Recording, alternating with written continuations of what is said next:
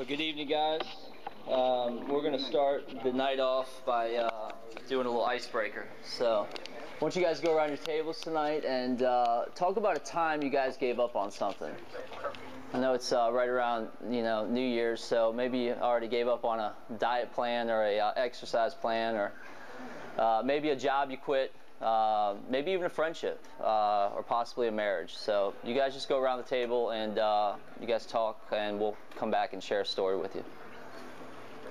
Well, guys, tonight I wanted to take you on a journey. Includes me and Jared Hesse, and kind of started about a year ago. A little bit over a year ago, actually. I got invited by a couple guys to go out and run a few miles. It was over at the Liberty Trails that I met the guys, and it had snowed pretty heavy. I thought it'd be kind of fun to go run a couple miles in the snow.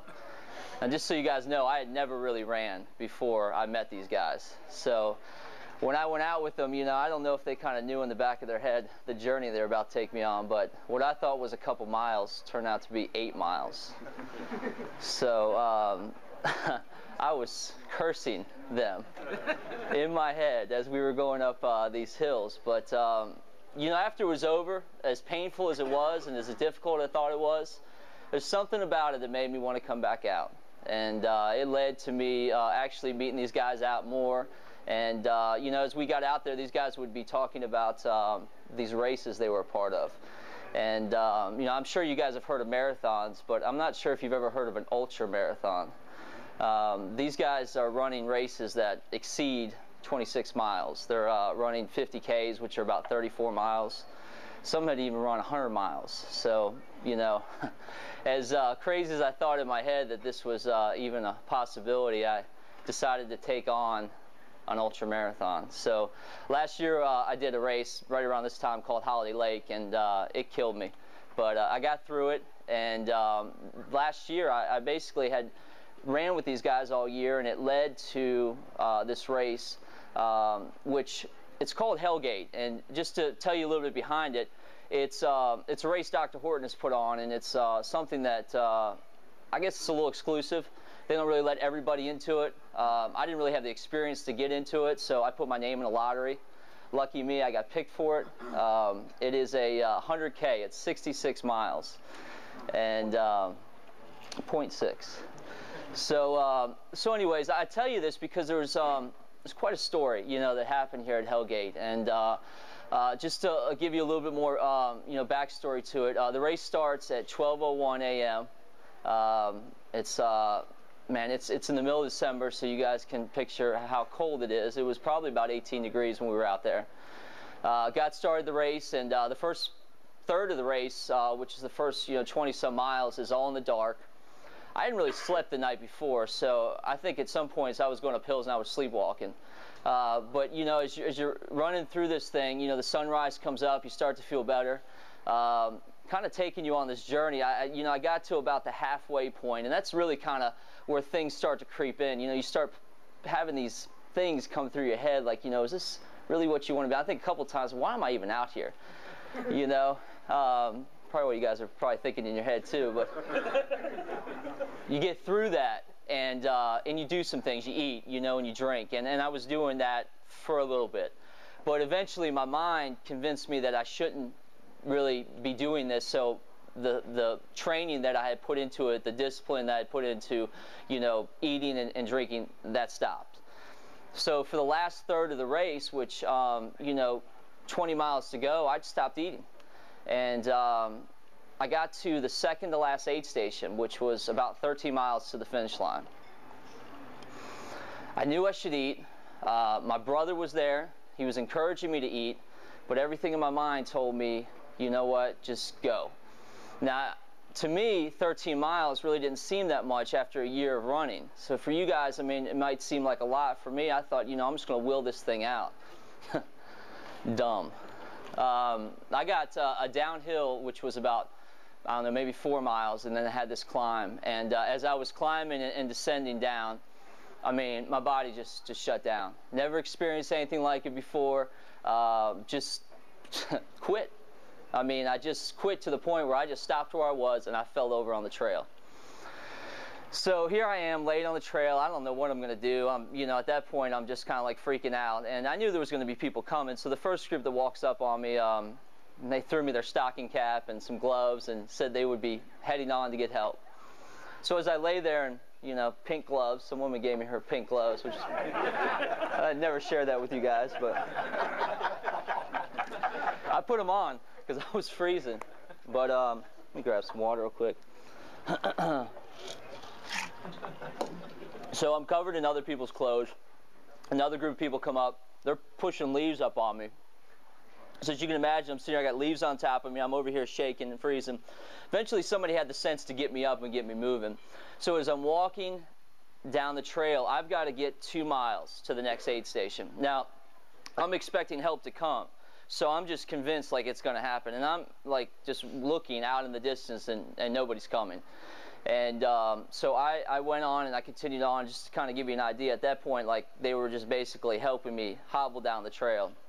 Really pathetic, quite a scene. But anyways, as I got about a half mile down, out in the distance, I see Jared Hesse. And he is flying through the trails towards me. And I'm going to let him share what he saw and take it from here. Go ahead, Blaine. The microphone thing? Yeah.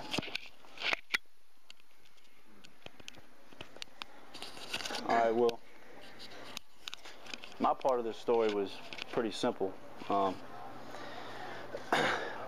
I was running to Joe, these people are coming towards me, the people that are, that have passed him, and I'm hearing all kinds of stuff.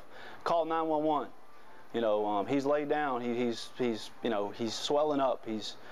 So I'm just panicking. I'm just running, and I'm just like, this is crazy. I mean, I'm thinking every possible thing from, I'm thinking, me and Joe are pretty tight, but, I don't know if I'm ready to piggyback this guy out of here, So, as I get closer, people are like, he's about a mile away, and I'm starting to think about the darkness, the temperature, what I've got on, how much food I've got with me, what are we going to do? What are we going to do? And I just started praying. I was like, what else can I just started praying for Joe. I was like, God, just give him enough energy just to get him up and get him moving this direction so that, at some point, I can run up on him and we can get out of these cold woods before it gets dark. So I run up on him, and he's just pale as a ghost. He's just barely even moving, just like one baby step in front of the other. And first thing I said was, Joe, what are you doing? What are you doing? Let's go. So first thing I did was I reached in my pack and I started, getting out these energy blocks, and I put one in his mouth. I was like, just come with me. Leave these people here. Let's come with me. And I kind of told the people he's with, I was like, I'm just going to get him to walk with me for a ways and see what happens. So we started walking. I'm, squirting Gatorade in his mouth, and as we're walking, it's like the pace started to pick up. I'm continuing to feed him, continuing to, squirt water in his mouth, and I started thinking about things like, okay, let's get to this aid station, which is a couple miles away, and then, we can figure out what we're going to do from there.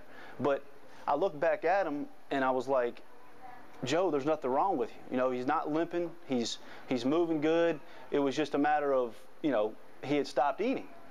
So we're almost there to the aid station, and here comes John, his brother, and he's just running. This guy's like 250 maybe, and he's got this big like purple blanket, and I'm like, what are we gonna do? All lay down together in the trail? I mean, so I was that, so he ended up turning around. I was like, John, let's go. Let's get him out of here. So, we were speed hiking, and then, before we got to the aid station, actually, Joe had felt good enough to run. So we actually ran into the aid station.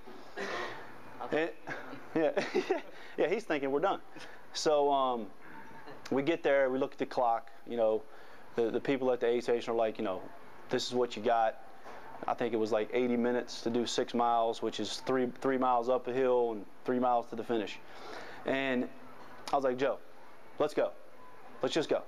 So we grabbed some cookies and stuff, just took off, and I was like, Joe, don't look at this mountain ahead of us, because as you get up this mountain, you can see over to the left, it's this huge, I mean, it's a big mountain. And I was like, don't look at that. Just look here, look at my feet, just follow me, you know. And, you know, as we moved and we started getting up that mountain, I started really being confident that we were gonna finish this race. And I think his faith grew as we got up that mountain, you know. And we got to the top, and there was a doctor there, and Kevin Smith's wife, and I think she's a nurse, but they had an IV waiting on them. And we got up there. I was like, "No, we're gonna finish. We're gonna finish this thing." And we just ran right by the truck, and you know, started heading down this mountain. And I mean, it was just like, you know, it was so cool just to be with him at that point and just get down that mountain, and you know, just seeing how his confidence and his faith grew as we did that together, as we walked up that mountain together. You know, that was really cool just to be a part of that. And then of course, you know, at the finish, you know, well, I heard later that they had radioed in that, you know, Joe's gonna finish, you know. So there was some people waiting on him, his fiance, and I just kind of peeled off and let him, you know, have that moment of just, you know, feeling, you know, of accomplishment, you know. And you know, he hugged his fiance and everything, and it was just cool just to see that, and I got so much joy out of that. So give it to Joe.